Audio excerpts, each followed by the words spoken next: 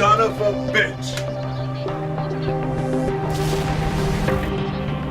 You're a funny guy, Sally. I like you. That's why I'm gonna kill you last. You're one ugly motherfucker. Action.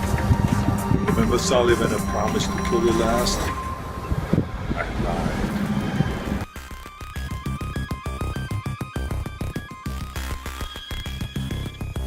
And hello fellow tankers, Space Bandit here with another episode of World of Tanks, and today I bring you game in my tier 8 Chinese heavy tank, Chinese premium tank 112.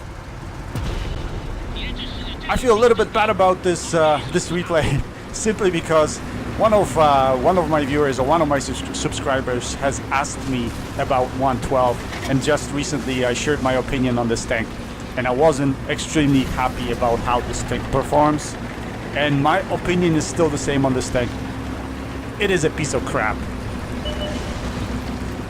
Few things this tank has going for itself, stuff like turret armor, incredible turret armor, very hard to penetrate either for tier 9s or tier 10s, extremely tough upper plate, absolutely great mobility, so it's got some good things about it.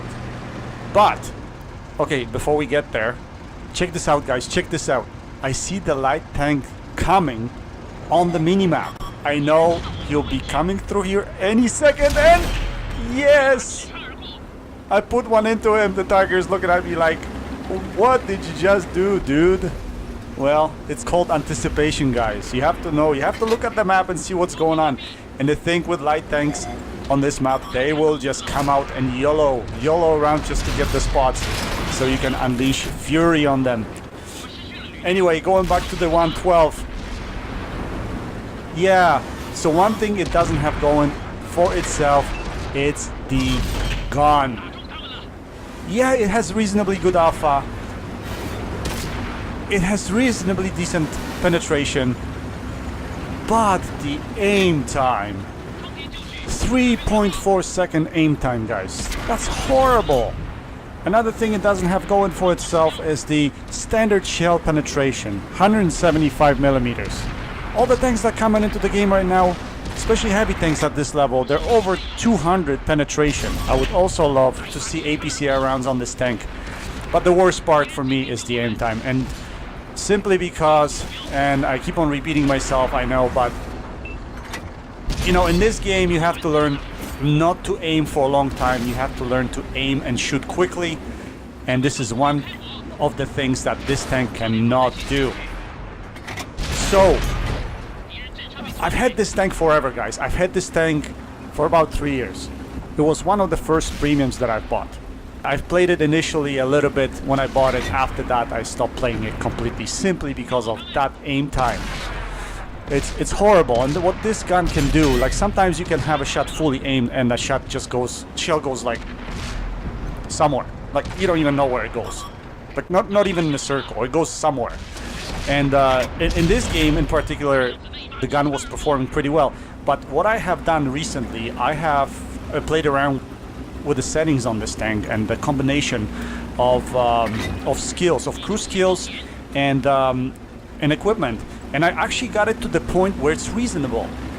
So I have about 6 skills on the crew that's in this tank right now. Actually, the crew is from my Chinese medium tank, but I'm using this crew also on other tanks. I just moved this crew from tank to tank, and I just use credits to retrain it. And it's not really a big deal if you already have a crew that's fairly skilled. You can easily move it between the tanks without losing much of a performance. So right now in this crew I have 6 skills, and pretty much all the skills that are relevant to the gun performance. So stuff like snapshot, smooth ride, brothers in arms, mentor, and the skills that you should normally have, like sixth sense and also repair skill. But these have actually maximized the performance of this tank completely. And also from the equipment setup, I'm using obviously a rammer, enhanced gun lane drive, and vertical stabilizer. Especially vertical stabilizer is very helpful. vertical stabilizer, and smooth ride. So every time you guys have a tank that doesn't perform the best, the gun performance not the greatest, I would recommend a couple skills, especially snapshot and smooth ride.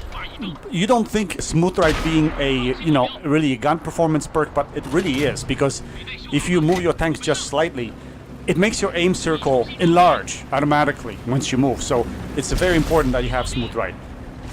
Another thing that really bothers me about this tank, which I haven't really touched on in this video, is the gun depression.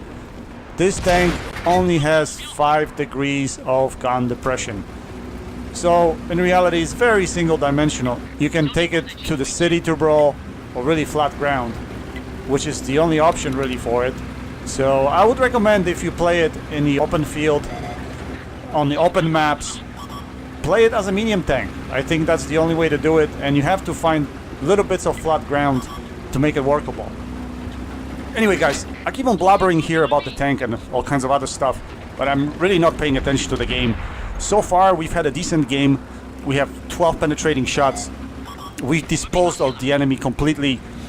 We're in very good matchmaking. We're the top tier. We don't have any tough tanks to face. There was no defenders or IS-3s. The toughest tank we had basically was KV-5, and it's not really that hard to penetrate KV-5. So here we're almost at the end of the game, and yes, I'm gonna lose a lot of hit points here simply for not paying attention. I should have been paying attention to the map, and I should have known that these guys are just camping on the hill, since my friendly was actually pinging the map earlier, telling me that there are tanks over there, but obviously I wasn't paying attention. So now, all of a sudden, I'm like quarter of my health pool left, and the game is still relatively close. So what I'm doing here is I'm trying to bait their shots. So one guy shot or fired, the second guy fired, now I can safely come out, and I'm taking the low health target out. Now he's disappeared, but I know he's still there, obviously. Just want to take one gun out of the game. And that's what stops me from getting higher damage game, guys, because I'm more of a win rate freak, if I can call it that. I like to win. I hate losing. So my intuition tells me to take the lowest HP tank out of the game first. But, others might go for a more juicy target and get, bigger damage roll on that target. Yet me, I don't do it. I just always think that if you have opportunity to take another gun out of the game, you should take it out. So here are some closing stages of the game. I'm basically gonna try to finish off this KV-5, but yeah, and that's what the game's been doing to me lately. I just hate those critical hits. I don't know what to do about them, guys. Keep on writing to Wargaming and telling them that this is garbage.